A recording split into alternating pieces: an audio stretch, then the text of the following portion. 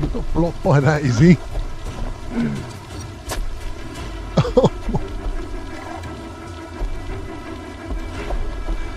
Get out of it. I'm just going to sit here then, shall I? And hang around. He's actually stuck. I don't know.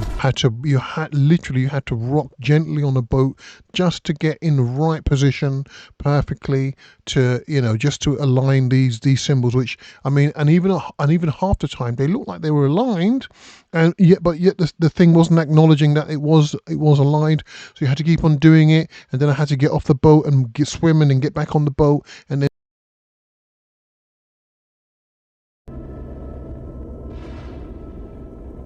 wow.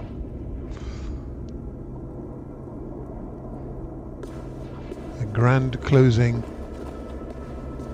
for the longest game I've ever played in my entire life.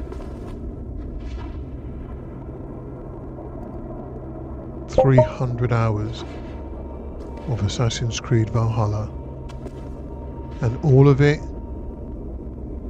is to make it to this point.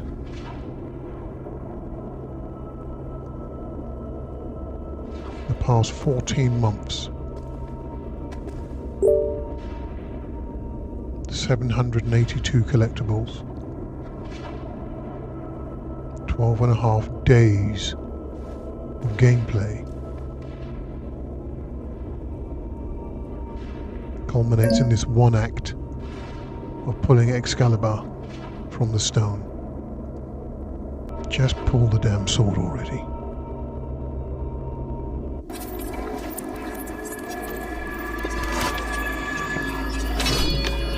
Excalibur! Wow. I have just finished Assassin's Creed Valhalla. Are you the sword Thank you. the Britons call Excalibur? Platinum! Viking legend! Wow! Oh my god. Months and months and months and months and months. It is over. I have finished it. What am I going to do now? Oh goodness. Now, 300 is a nice round number. In fact, it's so catchy they named a whole movie after it. This is Sparta!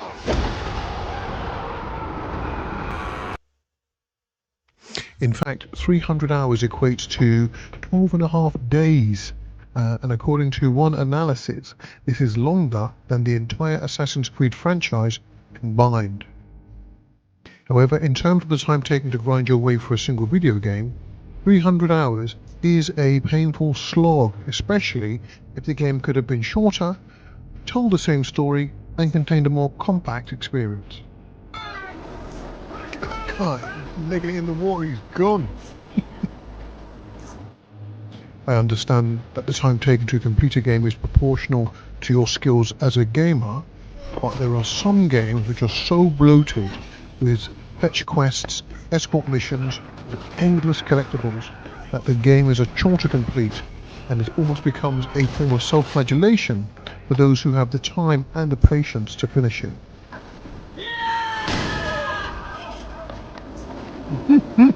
Again? Oh my god, come on. Oh my god, another massacre. What on earth? Again, I didn't mean to do it. They're just fire containers. Look at that person. Still undecided what to do.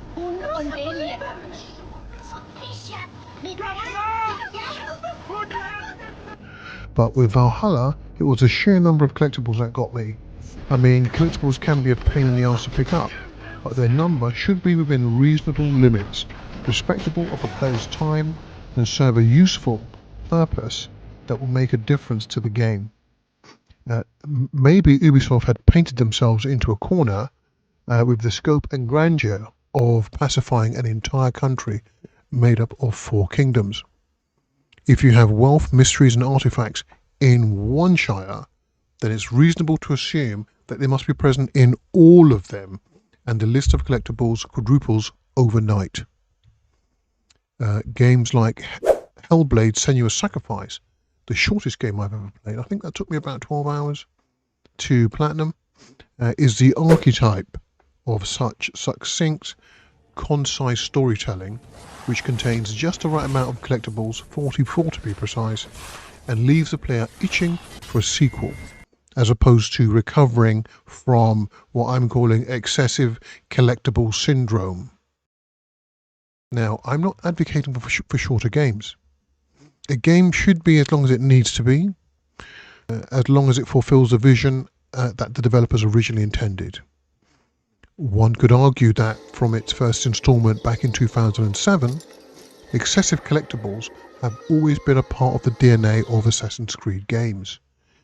From the 420 flags in the original to the torturous 100 feathers in the sequel.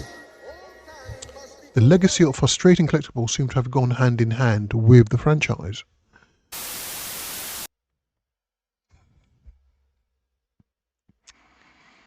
Okay, so let's be clear. So let's be clear. Assassin's Creed is a fantastic franchise. It certainly would feature in my top 10 of the greatest games ever played. With the release and tremendous success of From Software's Elden Ring, I learned of a phrase that I'd never heard before: the Ubisoft formula. Ubisoft formula. Ubisoft formula?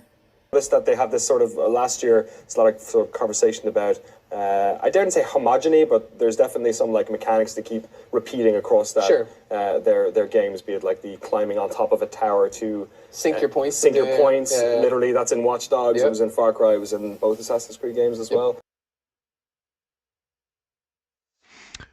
So the Ubisoft formula is a template for open world games where developers can paint by numbers and create these huge maps which follow a well-worn pattern of using towers or other tall structures to open up areas of the map, capturing outposts or other enemy camps, and filling those newly revealed areas with a ton of collectibles.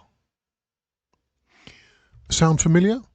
That's because these models were used in Horizon New Dawn, every Far Cry game since the third one, Watch Dogs Legion, Marvel's Spider-Man.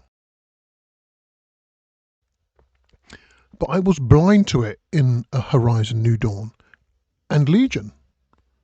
Maybe because the gameplay alone in those games were sufficient to overcome the tedium of going through what is effectively Groundhog Day for each new section of the map. Certainly one major criticism of this model is that it is highly repetitive and therefore can be extremely boring and tedious to play. So was it at its core fundamentally the Ubisoft model, open world model, which has given us a monstrosity like Valhalla, where it takes 300 hours. Now I've seen where some people obviously can do it in less time than that. Some people have done it more time than that. I think on How Long to Beat on this website they've said, I think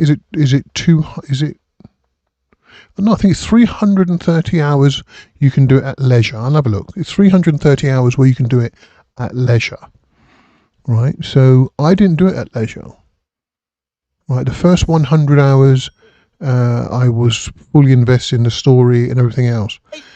The second 100 hours I'd had enough. I was pulling my hair out, right? The third set of 100 hours I was just running through the game like an automaton, because I had to concentrate on the collectibles. I needed to get those out of the way first, and then I could continue with the story. Yeah, then I could continue with everything else, the side quests and the other trophies. But it was the collectibles that I had to do first. That was like a massive chore that you had to get out of the way. before you could actually start actually playing the game and try to enjoy the game, which by then, because you've had enough, you're no longer enjoying it. There's something beautiful about unlocking the platinum, particularly for something that you've had to work so hard for and for so long. I mean, it's not my greatest platinum. My greatest platinum is always going to be Killzone 2.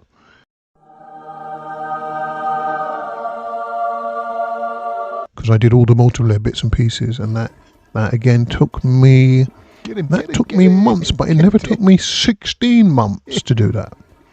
The longest game I've played, I think, is Call of Duty Modern Warfare 2, I believe. It took me 5 years to complete that. I wasn't playing it for 5 years. I played it for probably for a good 9 months, and then put it down because I couldn't do the Spec Ops. I needed someone else to help me with the Spec Ops. And it so happened that 4 years later, somebody did present themselves who could actually help me with Spec Ops, and I got the platinum. I think, again, Uncharted 4, which I did not like. Didn't like that one. The last one, I didn't like it really. But I did put that down. I put it down for maybe 3 years. 3.5 years, but I did then pick it up. I haven't been playing it for 3.5 years. But with Assassin's Creed Valhalla, they hold the title of the longest running game I've ever played. Okay, that time, those 16 months have been punctuated with other games. Dead Space. What was the other one? Callisto Protocol. Star Wars. The Last Jedi. I've forgotten the title. It's embarrassing. And also Alan Wake 2. Yeah, so there have been gaps where I've moved away from Assassin's Creed Valhalla. I haven't been playing it every day continuously. And as I said, I'm a trophy hunter, and the platinum was just looking at me. The platinum is achievable. It's not impossible. There's no platinum killers in here in Valhalla.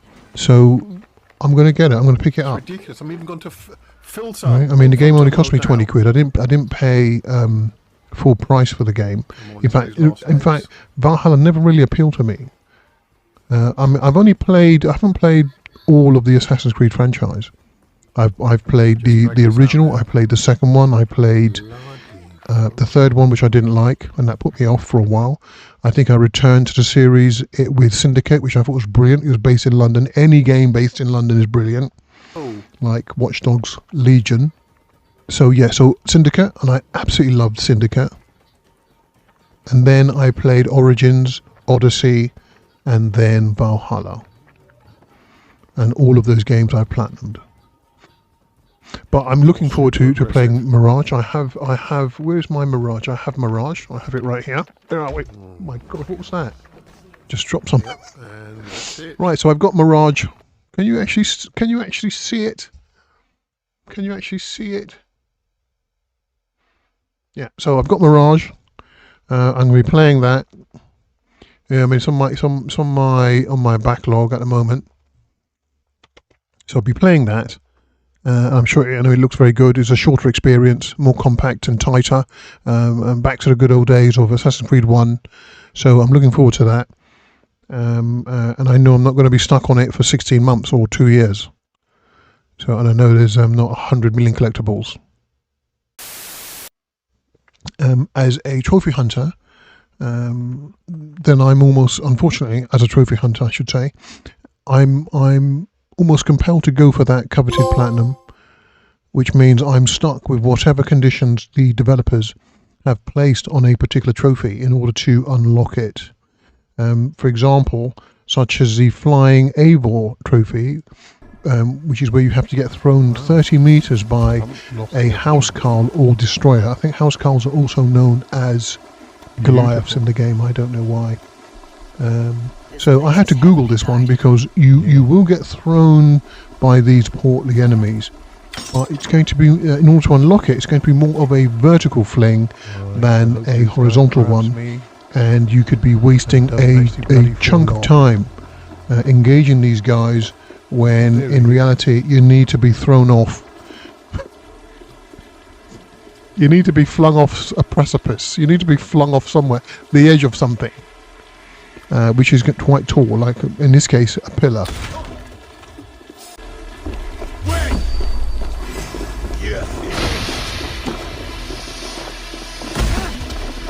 Okay, now.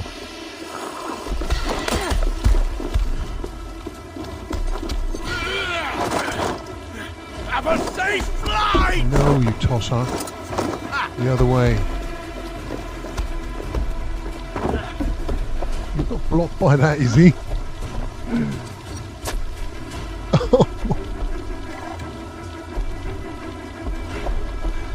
Get out of it. I'm just going to sit here then, shall I? And hang around. He's actually stuck. I don't know. So, how's your day been, Mr. Goliath? Been a busy day clobbering? So if I move, will he then reposition himself so he can actually get out? I don't know. He's being held by the post.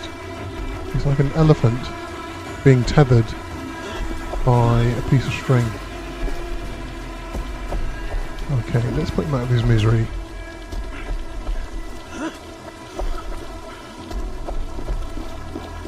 There we go.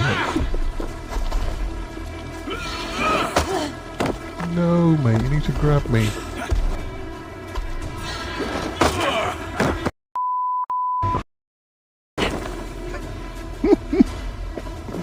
You see, now this is unusual, abnormal. If you're just playing the game, you wouldn't be going through this, but you have to, because you got to do this peculiar situation for the trophy. And he's going to keep doing this until he falls off.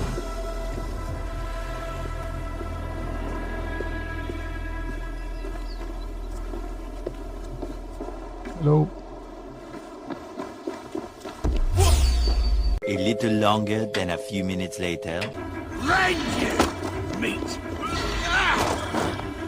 Who says? Yay! Thank you. Flying Avor. Wow.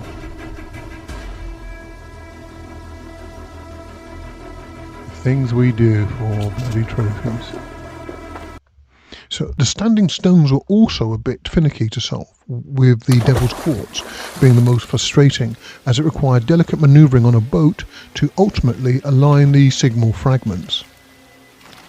I think this particular one took me, I think maybe an hour and a half to 2 hours. It was bloody frustrating. You had to rock gently on a boat just to get in the right position perfectly to, just to align these symbols, which, I mean, and even half the time they looked like they were aligned, but yet the thing wasn't acknowledging that it was aligned. So you had to keep on doing it, and then I had to get off the boat and get swimming and get back on the boat, and then again maneuver gently, rocking the boat, seeing if I can get in there, see if I can align the symbol fragments, until at the end of it you pull your hair out and then it does it. Wow. Right, okay, so the mini game Orlog, I mean, that was a surprise for me, because normally I find mini games in games a bit annoying, but Orlog, which relates to the Norse concept of fate, had me fully invested in the tactics and strategy and everything else, and I took great delight when my NPC opponent would become rattled, or when he'd find that I had landed an interesting collection of dice that he was concerned about, which I find that was quite entertaining. And so we have to go through 19 of these for the trophy, but I found it really enjoyable. In fact, I think this is a huge rival, certainly to Gwent in the Witcher 3. Which I also enjoyed, but again it was a bit complicated, and I think Orlog probably surpasses that. It was a fantastic game.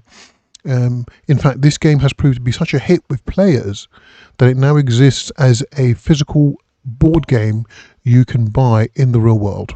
So that's quite interesting.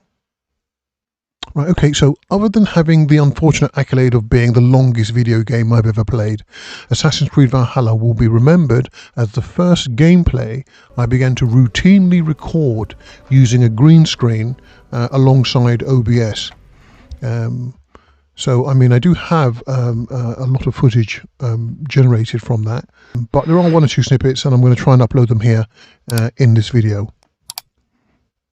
So, in conclusion, I've been playing Valhalla for so long now, 16 months, that I shall actually miss Eivor and her Viking shenanigans.